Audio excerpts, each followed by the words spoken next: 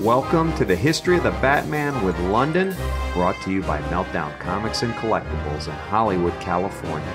This is where we relive the defining moments of one of the most iconic figures in comic art and literature, the Batman. My name is Adam Silverstein, and as always, I'm joined by Londyn. From the shadows, we are joined by the mysterious man, only known as Shadow Adam. History of the Batman with Londyn is produced and engineered by Mason Booker. Like to thank Meltdown Comics for hosting. Also like to shout out Meltthology, which is a monthly comics jam at Meltdown every third Tuesday of the month. Come on, check it out. There's also Meltdown University, where you can take classes in the comic book store. Also, comicsfix.com, the binge reading digital comic platform service. Check it out, comicsfix.com. Thank you to all our buddies there. And today we are here again to talk Batman with Londyn. Londyn, how you doing? I'm great. How are you? Good, good. Shadow Adam, you here? I'm here. All right, good, good. So, Londyn, last week we talked with Nicole Campos. We went over some really cool things that are in Loot Crate that are Batman oriented, right? Yep. But this week we're back. We're going over Batman stuff in, you know, the real deal, right? Yes. All right. So to some of our fans out there, we want to say thank you for staying tuned to us. That was our buddies over at Loot Crate, and obviously we thought that would be fun with all their cool Batman-related stuff, turn you on to that. But we know that what you're really turned on by is Batman knowledge. So, Londyn, what are we doing today? Today we are going to talk all about Mr. Freeze, one of Batman's, I think, greatest rogues, even though in some forms he's kind of underrated, and so we are going to spotlight him today. Now, Mr. Freeze is he ever been anything but a bad guy? Well, it depends on, I guess, your view of him. When he was created, he was a rogue, just like the others, like Catwoman and Two-Face and Penguin. But he develops into a more sympathetic character in the eyes of many Batman fans in the modern age, and we'll take a look at that and how his character has kind of evolved over the last 60, 70 years or so. Okay, so Mr. Freeze. I mean, who is Mr. Freeze? Well, Mr. Freeze is a scientist, and even in the most simplest terms, and was in the he debuted in Batman 121 in February of 1959, and he's introduced as his alias then is Mr. Zero, because he is a cold villain.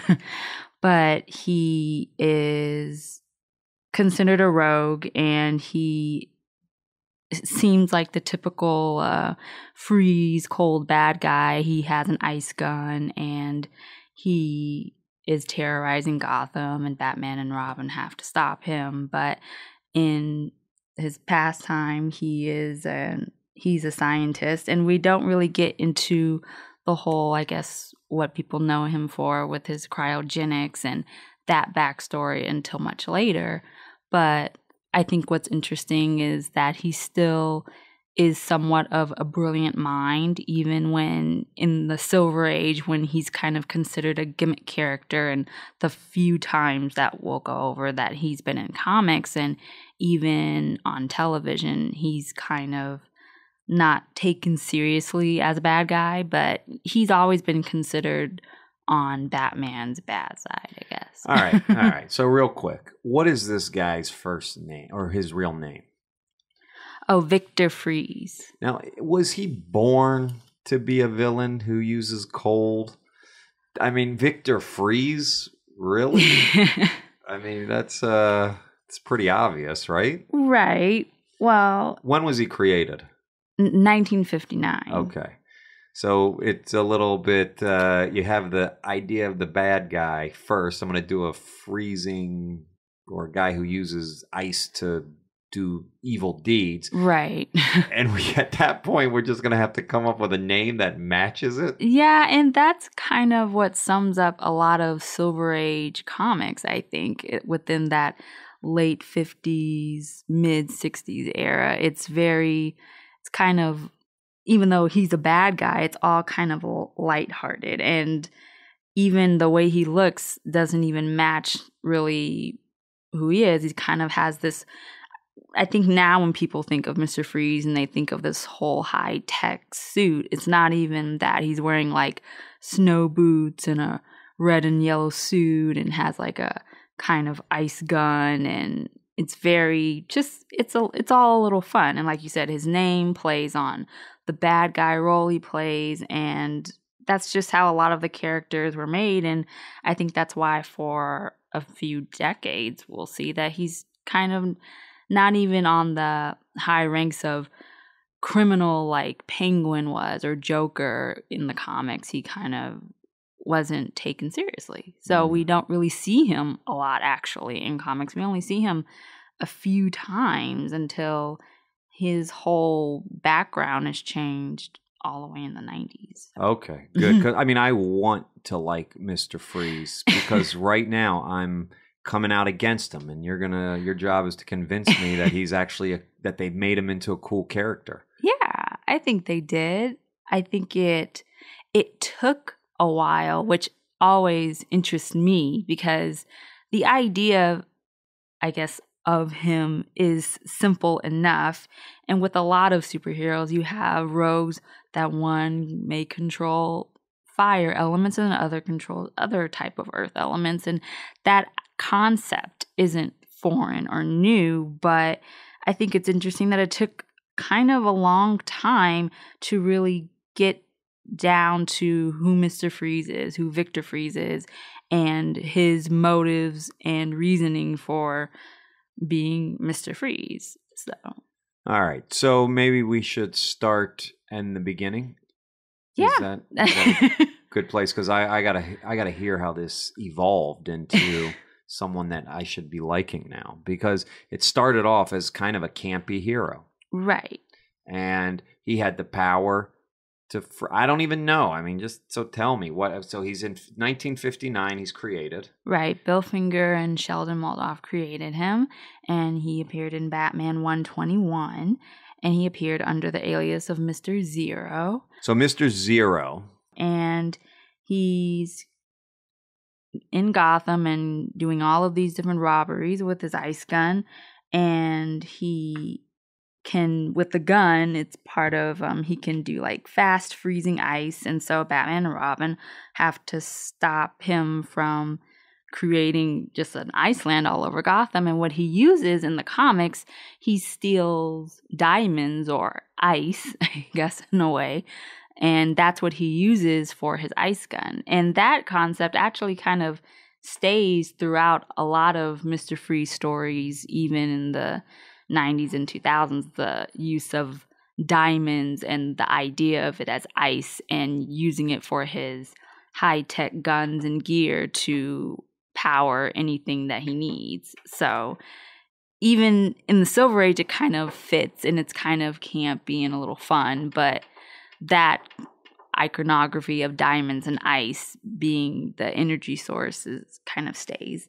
But you get a really short backstory. It's not even a full origin story, but you learn that Victor Freeze is a scientist, and in the lab one day, he gets into an accident, and he's saturated with a cold gas solution, and so that makes him in need of like an artificially cold environment all the time. So you already know that he's a scientist, but a tragedy happens and he has to be cold all the time. And what causes him to be cold all the time?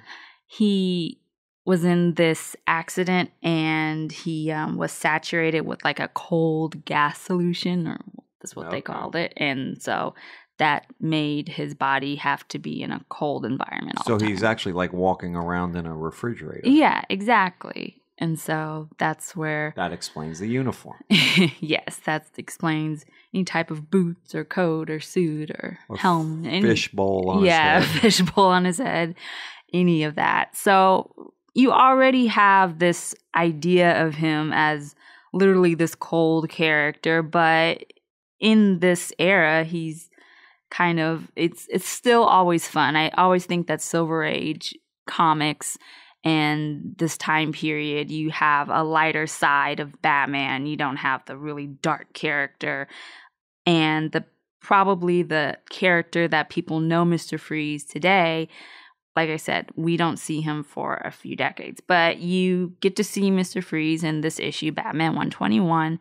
And then he kind of disappears a little bit. But in the issue, Batman and Robin, they apprehend him and they send him away. But you get a really brief look into what will develop later, that Mr. Freeze, his wife, Nora, is in a terminally ill state, and that's how he gets into cryogenics, and that's the science he's in, and he tries to find a solution for his wife, because while the accident in the lab only it changed him and it made him have to be in a cold status all the time. For her, it almost killed her. And so you don't get the full vengeance and wanting to save his wife entirely, because it's kind of, in a way, a dark kind of story plot. But you get that, at least that character within the story. And then you don't even see him in comics for another decade. So that's from Mr. Zero. Yes. He's gone. So he comes back as something completely new, a new name. Right. He comes back with a new name. And that's more based on him appearing in the Batman 66 live action series. Oh, wow. Once again. So real quick, before we get there, though, so this Mr. Zero, I just looked on the internet and I found a picture. I mean, is this what the character looked like right there with the green? Yeah. And he almost looks like he's got like an elf outfit, right. Like a Santa Claus elf outfit. Right. Everyone probably pictures him in something at least all blue. Right. That's how he's depicted now. But even then, he had red and green and yellow colors with, like you said, a fishbowl on his head and snow boots. And he had white skin or pink skin. Right. So he really just did not look like anything I've ever thought about. No. As Mr. Freeze. As Mr. Freeze. And I think that's the way he was designed. I think that kind of played into why he was such, in a way, a kind of forgettable character. He was only in one issue, and then it took about a decade for him to come back into comics, and it was because of television, because the 66 show, he doesn't look like that. He's more of the character that we see in the 90s in film and animated series than we do in comics. And I think George Sanders, who played... Well, the first episode he was in was Mr. Zero, and then they changed it to Mr. Freeze just in the next episode. So the idea of Mr. Freeze came in the 66 show first, and of course, just like the Silver Age comics, the live action series played on the very campy and the light. He had like instant freeze, and the side of the room that he would stand on was all blue and it looked iced, where the other side was red and heated. And he brought a character persona that, like I said, was kind of forgotten, and even in his design didn't really seem like a threatening adversary for Batman, or wasn't on the same playing field as Penguin or Joker or Catwoman or Two-Face, the four that we see a lot within the 40s through the 60s. And yeah, that's another reason why the live action series is so iconic, because it brought to life so many characters from the comics and then put them into people's homes, and even in a way reinvented Mr. Freeze, who was technically he was a one-shot character for the first decade he was created. So this is kind of nuts. So they originally have him in his elf outfit. They kind of kill him in the comic books in the sense that they don't bring him back. Right. He is brought back then by the television show. Right. We don't see him in between 1959 and 1966. You don't see him as a main character or villain or anything, but they bring him on to the 66 show. That must have been an interesting conversation on, well, let's bring a hero or a villain that we haven't used in comics in, what, did you say 20 years? It was like a decade. A decade. Which still... Right. It's still... At that point, it's like you're not coming back usually.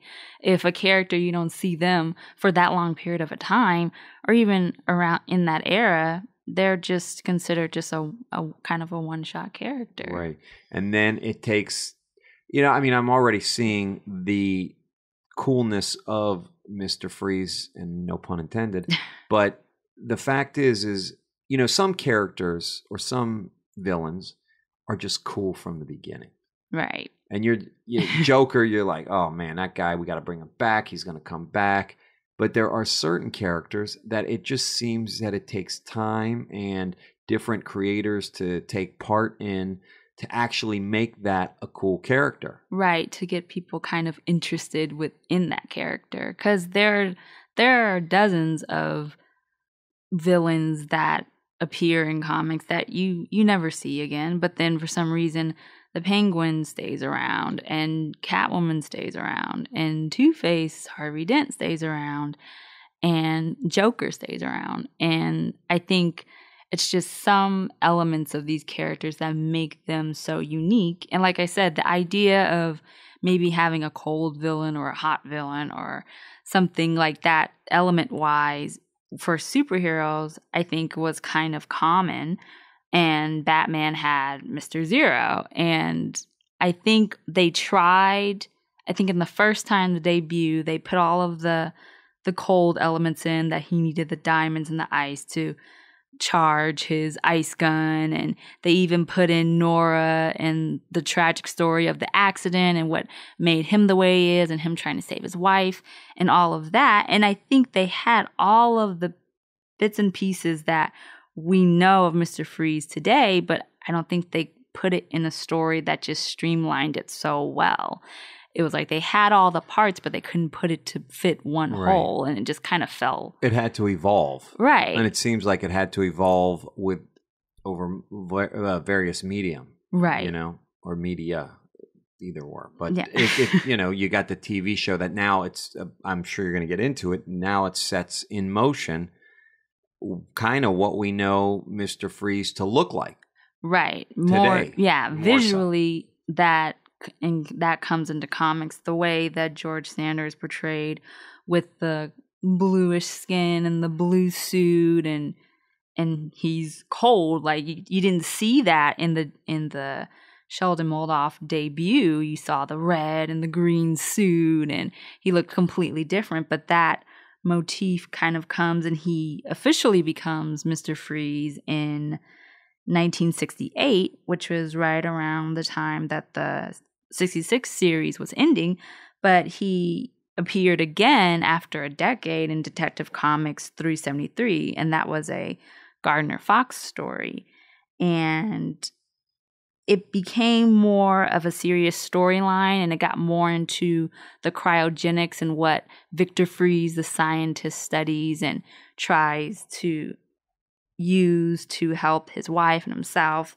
And it was tied into Batman and Robin because Aunt Harriet, who became popular from the comics and then the live action television series, she needed a cryogenic operation, and Bruce Wayne, Batman, knew that Victor Freeze, Mr. Freeze, was a cryogenic scientist, and he was using, at the time, a cryogenic gun to break into places and do robberies. And he was using the gun for bad instead of the good that Bruce needed to help Aunt Harriet. And so in the end of that issue, you find that Victor Fries helps Aunt Harriet, and then Batman tries to help Victor with his condition. And you kind of are already starting to see that in all, he is a bad guy because of a really tragic situation. And he feels that he doesn't have any other way to go, so he just is going to be a criminal. But Bruce, or Batman both, he knows that Victor is a brilliant scientist and that his knowledge can help for good. And even with helping his wife or himself, it's more of, you start to feel that sympathy for the character, but then once again, you don't see him for another few years. He's a character that I think they try to get that backstory. They try to look at him in a way of a sympathetic person who turned into a criminal because he didn't have another way out. And then that story kind of fell to the wayside, and we don't see him again until literally another decade later. You don't see him he, I think, appeared in a couple of animated episodes of the cartoon of Batman and Robin, but really you don't see him in comics again. It's a whole decade until he comes back into Batman comics in the late 70s. Wow. So, real quick, when they first reintroduced Mr. Freeze, yes, did he still have links to Mr. Zero? Other than the fact that they were cold in this, or did they retell the character as if he was a brand new character? I think they reference Mr. Zero, the name, but I think past that, they don't really go into it. But since they did Mr. Zero in the live action series and then he was Mr. Freeze, I think they kind of kept that dynamic that they wouldn't totally get away from Mr. Zero, but he just settled into being Mr. Freeze once he was beginning to rob and try to take over Gotham with his cryogenic gun. Okay.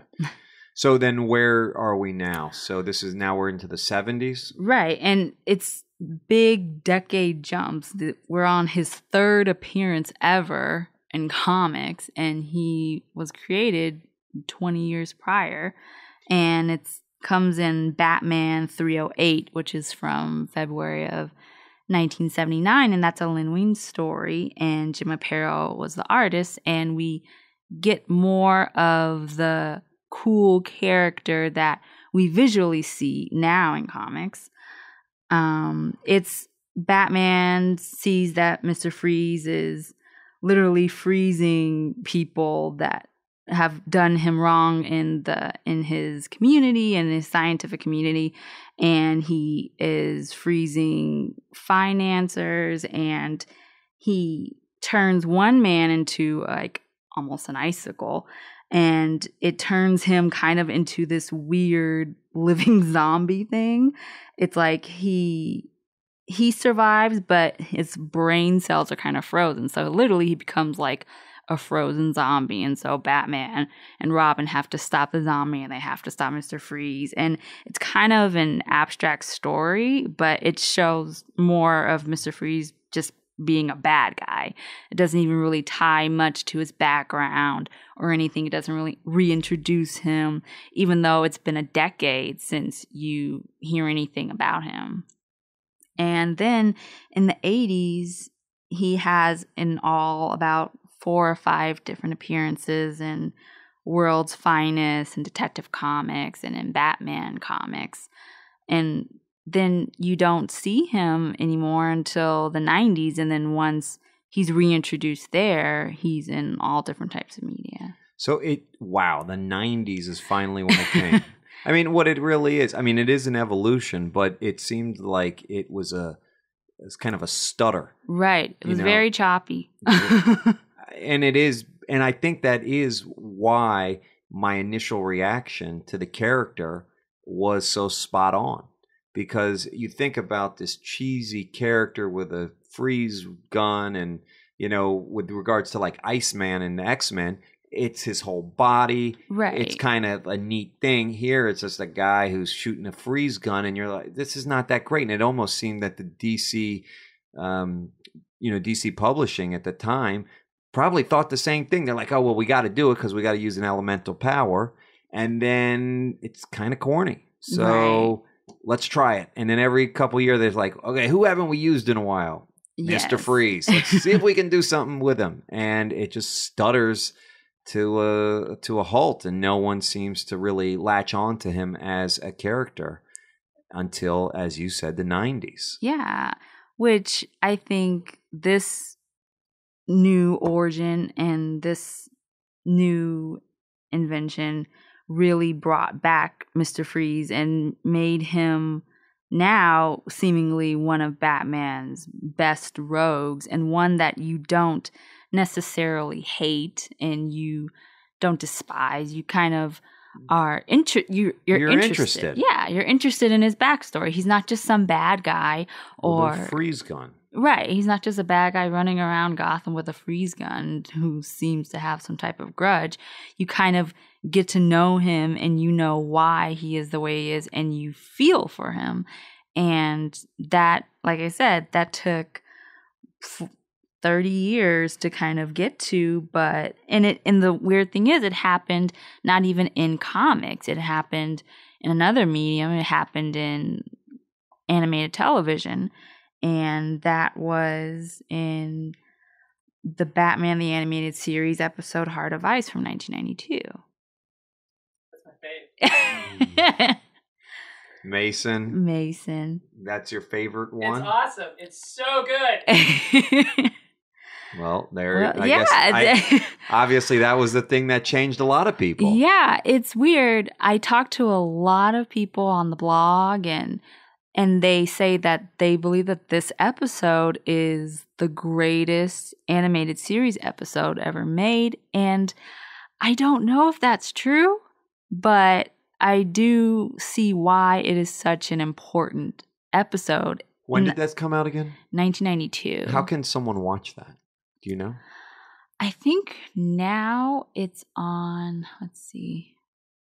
I thought it was on Amazon, but people wanted to go on Netflix, of course, but it's not on anything streaming. I think there's one site. I don't think it's on any legal digital platform. They released it on DVD though. Yeah, you can get it there, but people are like, I just want to stream, which I understand. It would be easier if it was just on Netflix and then everyone could just binge watch all of them. Yeah. But it's probably available out there if you search hard enough. Right. And apparently it is a huge episode. Yes. And so what was the story? How did because at this point right now we're down the path where he's not skipping 10 years. Right. So this story had to knock some people's socks off. Yeah. And I think it had a lot to do with the animation itself, because at that time, what Paul Dini and Bruce Timm were doing, producing the series, the art was, I think, revolutionary in the way that for for a supposedly kids TV series, the whole concept is kind of dark in a way, and the story plots had a more adult theme, and you kind of, even for a lot of listeners now, we can watch it, and even though it's a kids series, we love it, and we think it's one of the best Batman series. And it made this character that was born in the Silver Age and was live on TV in the 60s and was bright and colorful and not taken seriously, and it made him into such a sympathetic character. And I think a big part of that was the voice acting by Michael Ansara, and him voicing Victor Freeze, Mr. Freeze, the way that he did it, it had so much sorrow behind it, with explaining his backstory, and even when he's just fighting Batman, just the way that he he portrayed himself through the voice acting was it made you feel for him. And you still have the same elements that I think in the 50s and 60s they had with him being a cryogenic scientist, and then a horrible accident happens, and then he's not only hurt, but his wife is terminally ill, and he's fighting to try to save her life. You don't really see all of that played out as it was in this episode, and you're introduced to Ferris Boyle, who, oddly enough, was the first voice or the first character that Mark Hamill voiced, and then the next episode he was the Joker.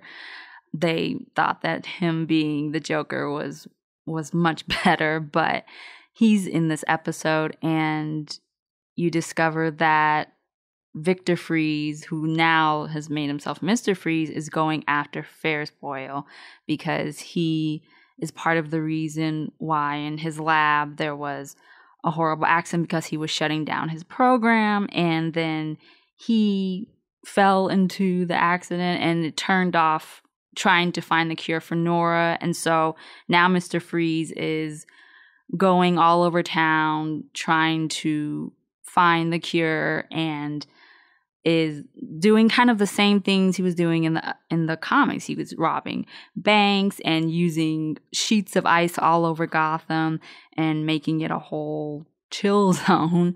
But Batman discovering what happened to him and even coming across him, when Freeze fights him, he doesn't even fight him with anger, or it's not kind of in a criminal way. It's like, I'm trying to save my wife. I'm trying to get out of this almost depression that he has in his state and in his wife's state. And he won't let Batman stop him. So, of course, he is a criminal, even though Bruce and Batman, I'm gonna hop in.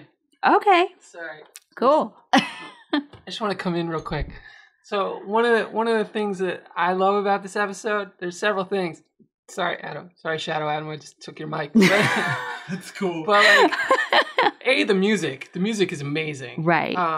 From one of the things that I love about Batman the Animated Series, which is very close to my heart, is the opening title cards. Each have a little symphonic cue that kind of plays out as that villain's theme throughout the episode. So the Alice in Wonderland, the Mad Hatter, the daughter of the demon one. But anyway, but the Mr. Freeze one is amazing. Yes. And it's very music boxy, which ties into the show because Mr. Freeze, one of the things that I really enjoyed about his character and made me feel for him was that when he was frozen, his emotions were frozen too. Right. So he's this very cold and dead character, except for the love of his wife, Nora, who is, he has a music box of a ballerina in snow. Right. That plays that music that ties into the theme, and I was like, that's so awesome.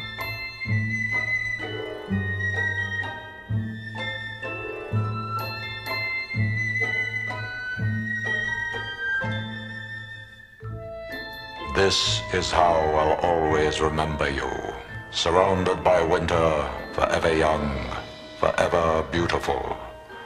Rest well, my love. The monster who took you from me will soon learn that revenge is a dish best served cold. It's basically a revenge story. So everybody wants, revenge stories are great because you're usually rooting for the person who's trying to get revenge because you sympathize with them. So watching the security footage in the episode that shows Nora getting, shut down and cryogenically frozen or whatever because the guy... What's his name? The Ferris Boyle. Yeah, he's like, I'm shutting you down, and like all this stuff. And so you sympathize. You're like, oh man, Victor Freeze was just trying to do good. I say this project ends now. No! Stay away from her, murderer! Victor, I'm sorry. I lost my temper. It doesn't have to come to this. We can talk. Oh! Oh! Get out! Get out! Nora! Nora! So now you can understand vengeance for love is the driving force behind like such of the greatest accomplishments. So you're just like, yes, man, I feel you, man, I feel you. And then added bonus, he's so, like you said, the voice acting is so top notch, and he does this Paul Dini soliloquy where he's like, "Think of it, Batman. Never be able to hold a warm hand against my cheek or walk in the sun," and you're just like, "Oh my god, this guy is so like alone, and he's not really doing bad." Think of it, Batman. To never again walk on a summer's day with a hot wind in your face and a warm hand to hold. Oh yes, I'd kill for that. How did Batman deal with that? Oh, he was just like, "Well, you're breaking the law." Exactly. He It was just like, he was like, "Look, Freeze, I Yeah. understand, but you're breaking the law." You So he can't." understood. yeah, he Yeah. understood, and he even sympathized, but it's like, well, you still gotta go to Yeah, jail. he's like, "But you're breaking the law." Yeah, you gotta That's the thing, stop. Like Batman always, very similar to Matt Dillon in Gunsmoke. Regardless of the personal connection, the law is like, It's justice. although Batman does break the law essentially. I mean, he's a vigilante, and also he kind of is very situational about it. Like he breaks the law. Yeah. he picks and chooses. That's an interesting topic you might want to think about. But anyway, I just wanted to get in on that because the voice acting is amazing. That episode really changed my life, and it was great. And so you're a Freeze fan, Mason? I am a huge fan of the animated series Mr. Freeze, and I don't know anything about him other than that, so I'm very interested in this episode. But I did find it interesting that he skyrocketed to fame because of this episode, and he Right. got his own miniseries, like Sub-Zero, I think it was called. Yeah, that Which I don't know if that's a reference to Mr. Zero. I don't know. All right, I'm out. Here we go, Adam. Thanks. Until the next time, which could be in 5 minutes. I know. So, there you go. Obviously, it did have an impact. Definitely. Yeah. It's crazy how it did take that long, finally, and now you've got a full-fledged character that now it sounds like what Mason alluded to led to Mr. Freeze's establishment in the DC universe as maybe not an A villain, but definitely a B villain. Right. And I think that's one of the reasons why that episode, Heart of Ice, is one of the most memorable, because it took someone or this character from almost complete obscurity into making him now one of the most favored or most interesting characters within Batman's rogues gallery. And he only appeared in a kind of a total of less than 10 times in comics and only a little bit outside of other media, and he still wasn't considered a big rogue. And even in this episode, once this episode comes out, he's still not considered one of Batman's major rogues, and you see him maybe a couple of times in the series, whereas Joker, you see him all the time in the animated series, it feels like. But even Mr. Freeze, you only get a handful of episodes through the animated series, the New Batman Adventures, Adventures of Batman and Robin, all of those, and even into more recent animated series like Batman Beyond and all of that. But you don't really see him as a major character. But later in the 90s, kind of like in the mid 90s, you see him more outside of media. And I think even though this had a major impact on the character itself, and it reinvented him from his silly Silver Age persona to someone to sympathize and to take seriously and to see why he is the villain that he is. And I think a lot of times that aspect of the rogue kind of gets muddled with however the villain dresses. I mean, you may see the Penguin and you say, oh, I know why he's the Penguin because he looks like a penguin, but there are all these other backstory parts that you may not know, that he was, in some stories, he's deformed, or he was bullied, or all of these different aspects. And then you kind of sympathize in a way for the bad guy. And I think that's what Paul Dini did with Mr. Freeze and with Victor Freeze, and transformed him. And what's interesting is that how this backstory now, until even today, I mean, New 52, it's kind of different, but this backstory from the animated series episode translated to his origin story from now until today, which I find incredible. And you know what, as I learn more about Batman through these episodes, what strikes me now is we've talked about how Batman 66, the live action show, has such an influence on Batman. Yes. But it sounds like almost either in second place or close second is the animated series. Oh, definitely. I mean, because didn't you say that Harley Quinn was also introduced through the animated series? So here we've got essentially Mr. Freeze being established through the animated series, at least in terms of why we want to keep watching or reading about him. Yes. And then Harley Quinn is another huge character that, you know, is going to be the star of Suicide Squad, or at least appears to be. Yes, And- definitely. and She's one of the most popular DC characters, which is still, I think that's why people are so fascinated with her now, because of Suicide Squad and the comics, and her popularity is bigger than it ever has been. So it's outside of the comics media. It's interesting to look at the television series that really, I think, of course, it's because it reaches a bigger audience. And then you have people who don't just read the comics, that watch TV or go to the movies, or who become interested within Batman stories and the characters. And then, of course, that kind of can lead to comics. But this great story that Paul Dini and Bruce Timm did in Heart of Ice in 92, and it's considered Mr. Freeze's his best story. It now, when you think of Mr. Freeze in the 90s, people automatically will go to the live action movie Batman and Robin, which featured Mr. Freeze with the same backstory, actually, but it was portrayed by Arnold Schwarzenegger, and it kind of took on a very campy, Silver Age, lighthearted way that totally kind of diminished that very sympathetic person that you saw just a few years back. What killed the dinosaurs? The Ice Age! And of course, people say that Batman and Robin was a bad movie in a sense because they didn't like the way Joel Schumacher produced them and all of that, and we can go on with why that movie is considered by many a quote bad Batman movie.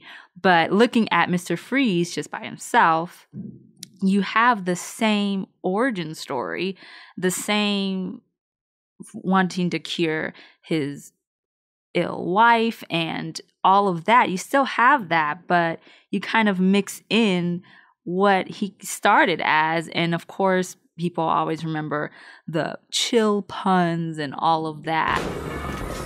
All right, everyone. Chill. Chill. But you see more of Mr. Freeze. You even see him more in comics. You saw him in an origin story comic before the film came out in 97.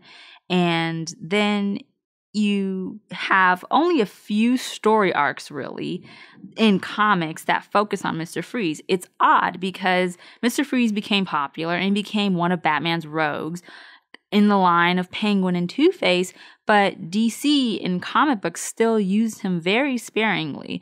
You see him in animated series. You see him come back at the end of the new Batman adventures. You see him come back in a way in Batman Beyond, even in the early 2000s. And you see him in Justice League series and things like that. But in the comics, he only comes back in a couple of series, which I find interesting. And I think one of the best ones actually came in mid-2005. It's a J.H. Williams series, and it was in Legends of the Dark Knight in that publication, which, if people don't know, in the Legends of the Dark Knight series, all the stories were kind of prequels to the characters and the dynamics that Batman had with many people within his mythos that we know now. A lot of not even origin stories, but early years of Batman fighting Joker and Batman meeting all these different people. That comes in Legends of the Dark Knight. You see early Batman. And so you see an introduction to Freeze in issues 192 to 196. And it's kind of it has the same origin story, but it just gives a little bit more detail.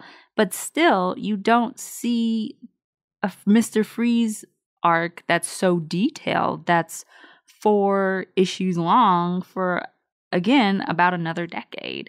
So even though he's a more liked character and people are more interested in people, and even when I talk about him on the page, I don't even talk about him on Instagram and Facebook and Twitter as much, but people are like, oh, I want to hear more about Mr. Freeze. And I think it's because DC doesn't really utilize him as much as I think they do other characters. I wonder if they're scared to touch his story or him again because it was done. Because it was done perfectly. Yeah, and maybe they're like, we can only go down from here. Right, which could totally be true because every origin story now is just some type of version of Paul Dini's from 92. Even the New 52, it's different in a way where he isn't married to Nora and he had a kind of cold history, and not even pun intended, when he was a child. So it kind of developed his likeness for cold, and it's a little different in the New 52, but you still have that element of Nora becomes sick and he needs to find a cure, and then he turns into a bad guy because he wants to help his wife and he doesn't have any other way, and we still get to that dynamic, but you don't really see a large variation of his background from the animated series origin, which I think is because, like we said, how could you go higher than perfection? It was the perfect way that Mr. Freeze, I think, was made, and all of those key elements, which I still think is interesting. They were all there in 1959 when Bill Finger first wrote him, but it just didn't play out the way that we saw it 30 years later. What? It seems like we're done with Arnold Schwarzenegger. We're not talking about him anymore, right? Well, if you have something to add. I want to know, I mean, do you find that a lot of people, maybe the uneducated, non-Batman animated series influenced fans, identify Mr. Freeze with Arnold Schwarzenegger? No, I think automatically people think they're two completely different types of Mr. Freezes, even though his backstory is matched with the animated series. Is it because the Arnold Schwarzenegger version looked like a spaceman practically? Yeah, it's because it was silly. It was. And just a fun fact that before Arnold Schwarzenegger, Patrick Stewart was considered to be Mr. Freeze, and the whole dialogue that I think people... That would have been awesome. Right, the dialogue would have been completely different because I think Patrick Stewart. It's Patrick Stewart. So it's almost like what would it have been like, but we have Arnold That would have been my favorite Batman movie. But who knows if he could have saved it. I don't know if it... Yeah, because that's the thing. Mr. Freeze wasn't the only, quote, bad thing in that film that people had a problem with for a Batman movie. So even if Mr. Freeze was great and he was the best part, I don't know if that would have changed people's idea of the whole movie itself. But that's a whole nother... But so people really think that it's two different Mr. Freezes? Or they don't think that they're linked. No, Wow. They think that there's... And a lot of people think that this Mr. Freeze, the Arnold Schwarzenegger Mr. Freeze, is making fun almost of the sympathetic Freeze that people love. And it's interesting. It's like, well, it's not making fun of it. It's using the same origin story. It's with a mixture of the kind of Silver Age camp, which the whole movie was based off of. Even George Clooney's Batman was based off of that. Just the way that the puns and just the interaction. It was almost like an homage to the 66 series in a way, and the 66 film. But they loved Tim Burton's Batman and Batman Returns. So, of course, coming from that and then going to Joe Schumacher, it was a really huge jolt into what Batman people liked. And people liked the darker Batman. I think that's why it kind of went away until Christopher Nolan came with the Dark Knight trilogy. Yeah. So, there's Arnold Schwarzenegger. Mr. Freeze.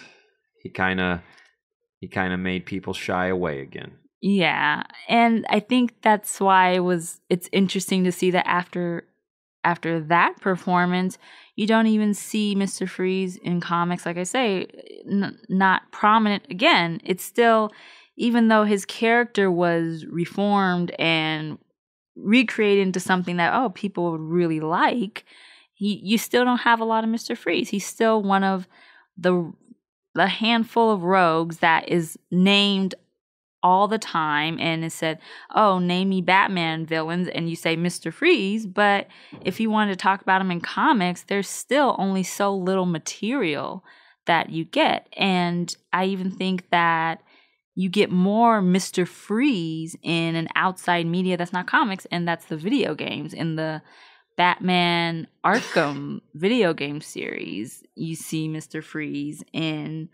you see him referenced in Arkham Asylum, which came out in 2009, and you see like his cell is covered in ice, so that was just kind of an Easter egg. But then in Arkham City, you see he has a bigger role, and that game came out in 2011, and then Bruce has to come to him to try to find a cure for the Titus disease that he has and Joker has, and that he's trying to save everybody's life in the city.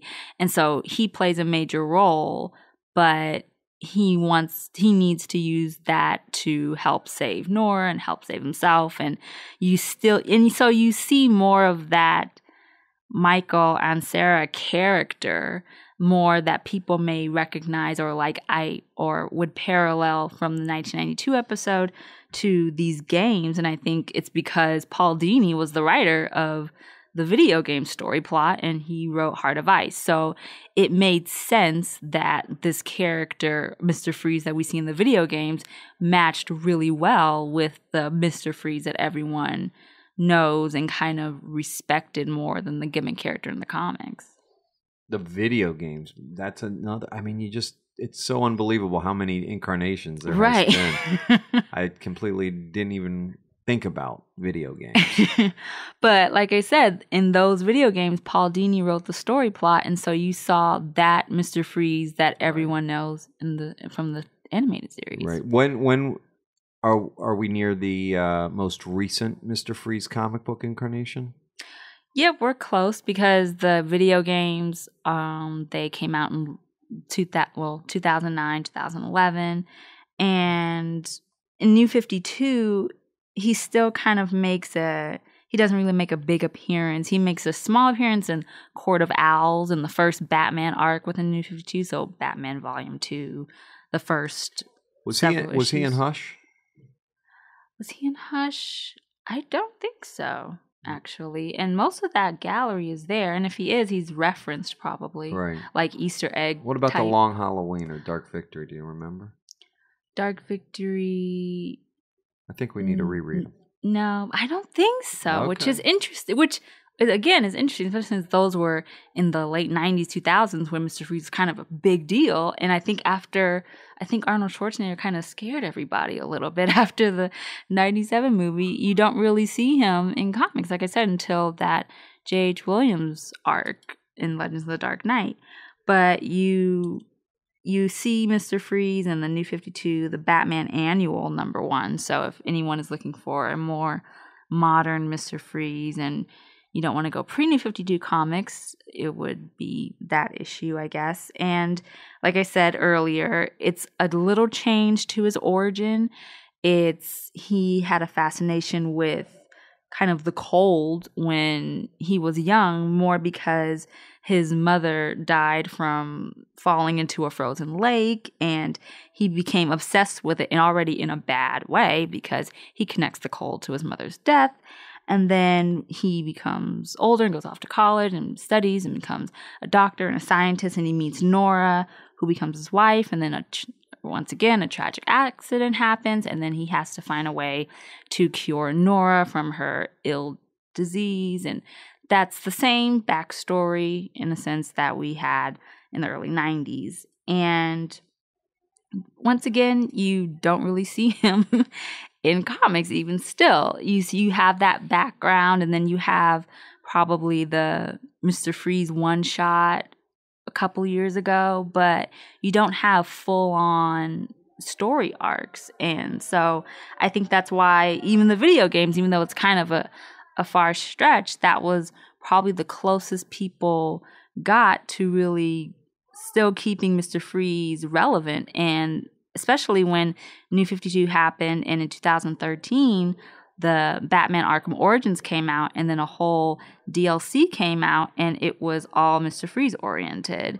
And that kind of gave people another reason to know his backstory. And of course, it matched very heavily with Paul Dini's 92 animated show. So you have Mr. Freeze in the 66 series. He's introduced as Mr. Freeze from Mr. Zero. And then you have him introduced again in the animated series in the early 90s.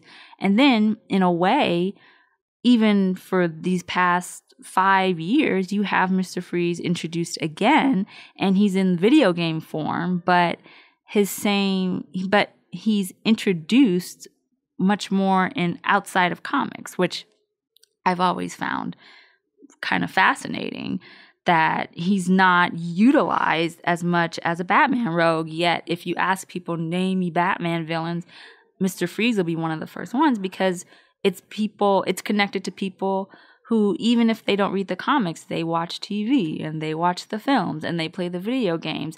And that's a big audience to reach who like Batman. And so it just kind of shows the diversity of not just the Batman history and how you can learn about Batman or read about Batman and his stories and know the characters, but just all of the diverse media. You have 4 different types of media all talking about this one character, and they all kind of come together and make him a very now memorable character, yet it took so many decades and I think so many tries to make him into the person we know. It's like a patchwork quilt. Yes, exactly. To make the character.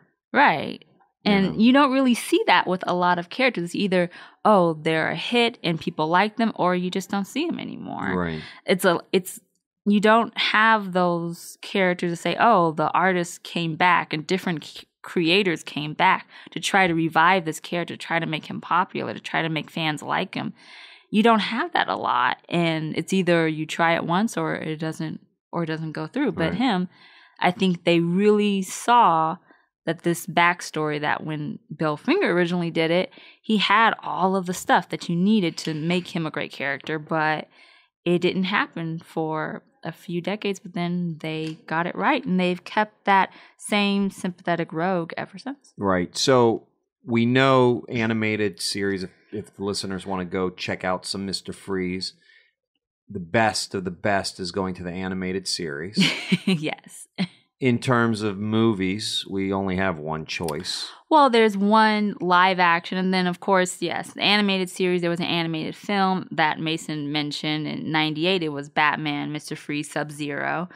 And it's just another Mr. Freeze story, but once again, it's in animated form. But yes. Okay, and then in the TV versions, it's just worth checking out Batman 66. Right, it's worth, and then, which is interesting to kind of go into, the Fox live action series Gotham is coming back this month, September 21st, and Mr. Freeze in this season 2, is going to be introduced. Ooh. So I'm interested to see how they're going to portray him and how he's going to start off, because we already have been introduced to a lot of different rogues in the story, and now they're just going to keep developing. But this one, we haven't even seen the beginning yet. So that could be really cool. I mean, it could be the new origin of Mr. Freeze. Definitely. The way this character's worked in the right. past. And these origins and this whole series, I know a lot of people don't, well, not a lot of people, but some people don't like it because Bruce Wayne isn't Batman yet, and then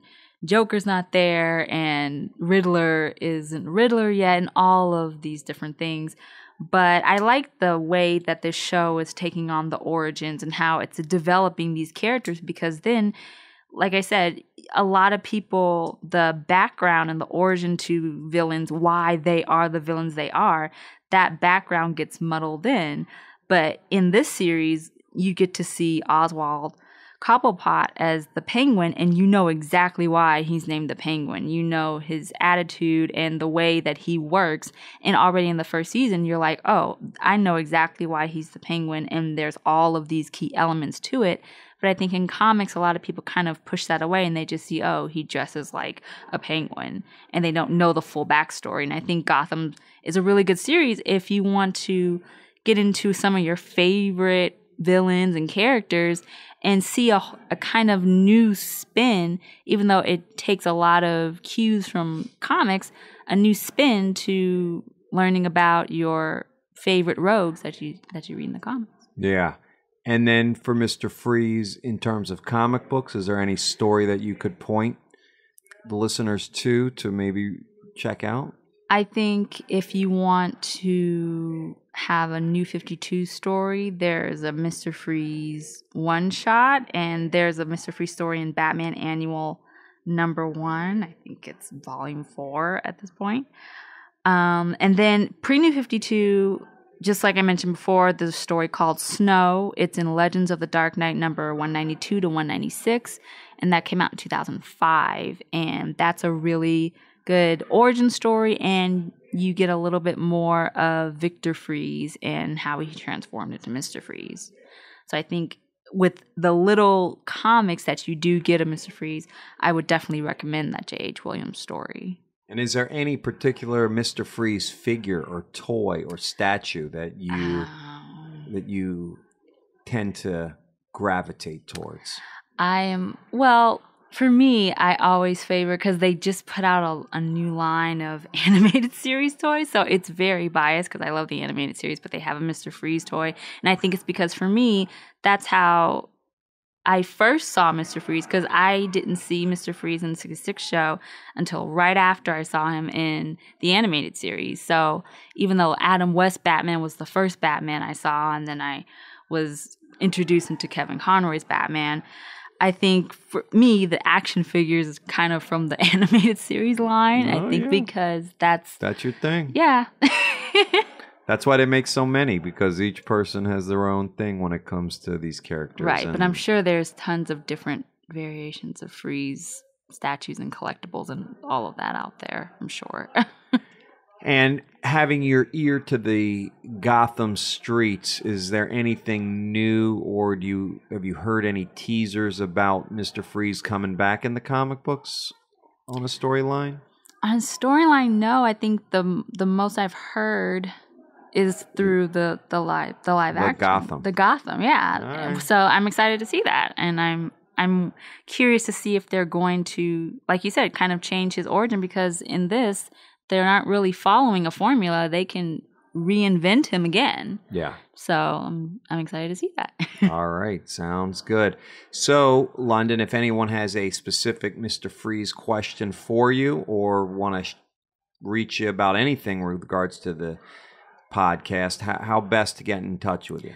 Best way is to email me at historyofthebatman@gmail.com.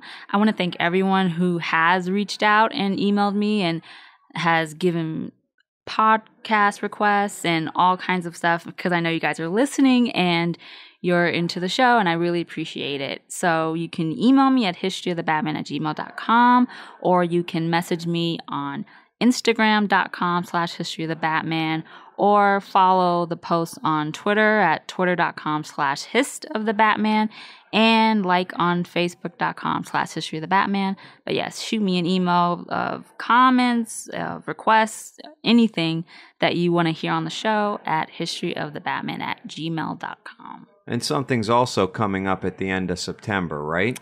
Yes. What is it? September 26th is Batman Day. Oh, what does that even mean?